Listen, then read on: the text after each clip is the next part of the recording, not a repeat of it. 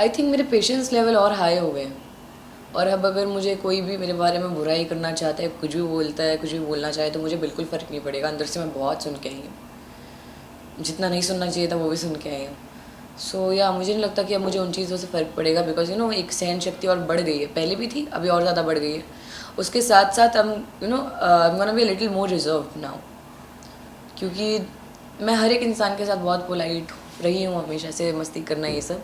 पर ज़रूरी नहीं है कि हर एक इंसान को मस्ती समझ में आए, क्योंकि वो कई बार गलत तरीके से भी समझा गया है। तो या अब किसके साथ फ्रेंडशिप नहीं रखना पसंद करेंगे और रखना पसंद करेंगी? After all like big boss के विजेता के बाद तो आप सभी एक साथ मिलेंगे, तो आई थिंक एक्सेप्ट फॉर टीना शालीन, सबके साथ मैं दोस्ती रखना चाहूँगी। अगर फिर भी अगर वो सामने से दोस्ती का हाथ बढ़ाते हैं तो आप पसंद करेंगी? नहीं, मुझे नहीं लगता वो लोग बढ़ाएंगे, पर अगर बढ़ाए तो भी नहीं, सॉरी। वेल सुम्बुल, एक और चीज़ जानना चाहेंगे, क्या लगता है बिग बॉस की ट्रॉफी किसे जीतना चाहिए? कौन डिजर्विंग है जो स्टार्टिंग टू लास्ट तक जिसकी मेहनत पूरी तरीके से रही है? अगर मैं मेहनत की बात करूँ तो फिर शिव, और मतलब दोनों ही मेरे दोस्त हैं, शिव स्टैन। मैं तो बोलती दोनों को जिता दो, पर दोनों ही इतने माशाल्लाह प्यारे हैं और दोनों इतने डिफरेंट है एक दूसरे से भी। सो मेरे हिसाब से डिजर्विंग डिफरेंट लोग हैं, जिन्होंने हर एक सिचुएशन को बहुत डिफरेंटली हैंडल किया है। प्रियंका ऑफकोर्स बहुत स्ट्रॉन्ग प्लेयर है, पर उसके साथ साथ उनका एक ही तरीका है, वो झगड़ा करने वाला। पर शिव का वो तरीका नहीं है, ना ही वो स्टैन का तरीका है। स्टैन अपनी बात बोल के निकल जाता है, उसको नहीं फर्क पड़ता सामने वाला क्या सोच रहा है। सो आई थिंक स्टैन और शिव बहुत डिफरेंट है, तो मेरी नज़र में तो शिव या स्टैन को ही होना चाहिए ना। अगर अभी भी अगर आँख खोलना अगर रहा किसी का, जितने भी अभी कंटेस्टेंट है घर में, अगर किसी एक को अगर कुछ सुझाव देना हो कि अगर आपके साथ ये गलत हो रहा है आप प्लीज़ हट जाइए ये चीज़ करने से, तो किसे आप सुझाव देना चाहेंगे? मैं किसी को सुझाव नहीं देना चाहूँगी, कि मुझे मालूम है कोई मानेगा भी नहीं। वो घर ही ऐसा है, इसको किसी को कोई जो भी बोलो, कोई मानने को कभी जीवन में नहीं मारेगा। आपने बहुत सपोर्ट किया है, जैसे कि अब तो मैं आपको क्या ही बोलूं, ऐसा लग रहा था कि आपके दोनों भाई है शिव और स्टैन, उन दोनों के लिए आपने इतना टास्क में बोला है, भले वो बाल्टी टूट गई थी, चाहे वो फिशेस वेस्ट हुए थे। वो मैंने बोला हमेशा, इट जस्ट दैट ना, कि अगर मैं किसी को सुझाव दूँ, ऑफकोर्स मैं अपने दोस्तों को सुझाव नहीं दूंगी, मेरे हिसाब से वो एकदम बढ़िया चल रहे हैं। पर बाकी जो लोग हैं उनमें से किसी को दूंगी तो उनको फ़र्क भी नहीं पड़ेगा। जो घर के अंदर मेरे साथ हो चुका है, बहुत सुझाव देने की कोशिश की, कोई नहीं सुनता, कोई मतलब नहीं है एनर्जी वेस्ट करने का, बता रही हूँ मैं। पर एक बहुत छोटी सी चीज़ है बट, कि आई थिंक अर्चना अगर कुछ बहुत गुस्से में कुछ ज़्यादा ही बह जाती है, नहीं तो है वो माशाल्लाह बहुत प्यारी लड़की है एंड बहुत एंटरटेनिंग है। अगर वो इतना ज़्यादा गुस्से में बह ना जाए, थोड़ा सा कंट्रोल में रहे, तो उससे ज़्यादा प्यारा कोई नहीं है। साथ ही बिग बॉस के घर में क्या कुछ नहीं मिला था आपको, as in like food dishes and all, बाहर आने के बाद क्या कुछ पसंद करेंगे आप? मैं अभी रोज़ क्या क्या खा रही हूँ। मैंने KFC खा लिया आते ही साथ, then next day McDonald's, cold coffee, और कल मैंने चाइनीज़ खाया है एंड मोमोज़ खाए कल मैंने। और मैंने क्या खाया था, हाँ मैंने मटन खाया कल। और अभी मैं वाइट सॉस पास्ता खाऊंगी, और इसके बाद मैं बाहर निकलते ही साथ ये सब खत्म हो जाएगा जब पानी पूरी खाऊंगी। आपकी सिस्टर से भी हमने बात की थी, उन्होंने बोला था कि लाइक सिस्टर आप लोगों में बोलते हैं, अपी बहन, अपी बोलते जी, बोला था कि हमने तो कभी देखा नहीं था दी को ऐसे रोटी बनाते हुए एंड ऑल, अब तो देख रहे तो अब तो एकदम ही बदल गई है। क्या कुछ आपकी सिस्टर ने आपको कहा? आई थिंक कि वो मतलब उनको भी बिलीव नहीं हुआ, पापा और साने को, कि मैंने इतना अच्छा खाना बनाना कहाँ से सीखा।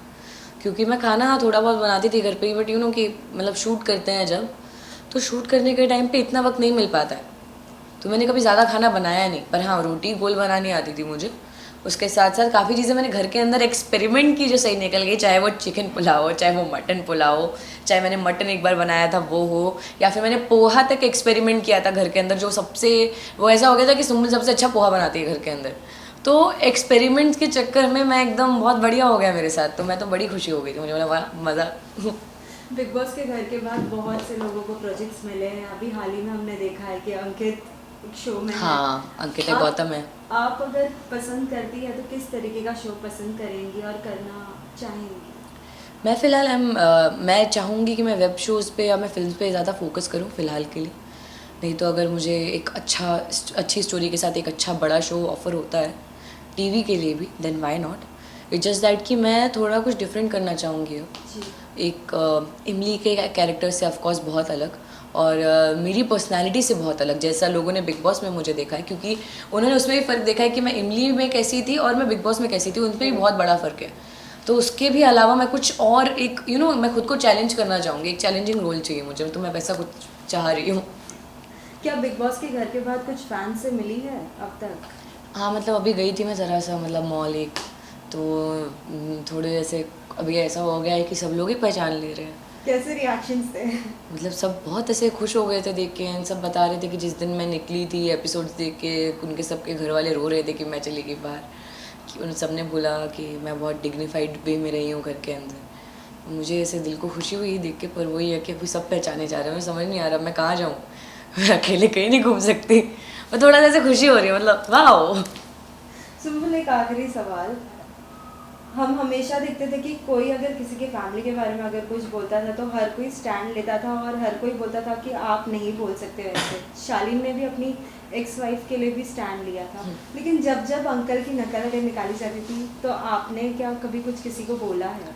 कि जब कोई भी किसी की फैमिली तक जाता है, जैसे कि टीना गई थी मेरे डैड तक और अर्चना गई थी, तब लोगों ने मेरा रिएक्शन देखा है। एक झगड़े में किसी की आप इज़्ज़त उतारने लग जाते हो, उससे वो इज़्ज़त उतारते उतारते जब आप उसकी फैमिली पे जाते हो वो एक अलग चीज़ है। पर जो पापा की एक्टिंग करना, जबकि वो मेरे पापा की एक्टिंग है भी नहीं, बिल्कुल वैसे बात नहीं करते, पापा पूरी दुनिया जानती होगी, पर उसके साथ साथ वही चीज़ है कि वो एक फ़न स्पिरिट में होता था। मैंने जब फारा मैम आई भी थी, मैंने फारा मैम को पूछा भी था कि अगर पापा को बुरा लग रहा है, बिकॉज मैंने पहले एक बार स्टैंड को बोला था, तो फारा मैम ने बोला कि नहीं, पापा इज़ ओके, तो एज लॉन्ग एज पापा इज़ ओके, पापा is taking all of this fun sportingly, तब तक मुझे कोई प्रॉब्लम नहीं है। और जिस दिन मैं घर के बाहर आई हूँ, उस दिन मैंने एपिसोड में देखा था कि स्टैंड बोल रहा था कि उसको बुरा लगता है कि जितने बार उसको बोला जाता है कि पापा की एक्टिंग करो। सो या मतलब वो एक सबूत है सब लोगों के लिए कि जिसको बोला जा रहा है करने के लिए, उसको भी थोड़ा वियर्ड लग रहा है कि यार क्यों करा रहे हो, पर as long as my father is taking it all of this in a sporting way, then why not, I am happy, he is happy, I am happy. Lastly Sumbul के अंदाज में क्या कुछ कहना चाहोगे उन सभी फैंस को जिन्होंने इतना सपोर्ट किया है सुम्बुल को? आई थिंक उनके लिए कुछ भी बोलना कम पड़ जाएगा, बिकॉज इतना ज़्यादा प्यार दिया है मुझे इतने वक्त तक, और रात दिन पूरी मेहनत करके मेरे पीछे लगे हुए थे, वोट्स एंड एवरीथिंग। सो मैं बहुत लकी हूँ, मुझे ऐसा लगता है कि मुझे इतना सारा प्यार मिला है, एंड फैंस नहीं बोल सकती, एक पूरा फैमिली बन गई है मेरी बार। सो आई फील वेरी ग्रेटफुल, बहुत अच्छा लगता है देख के।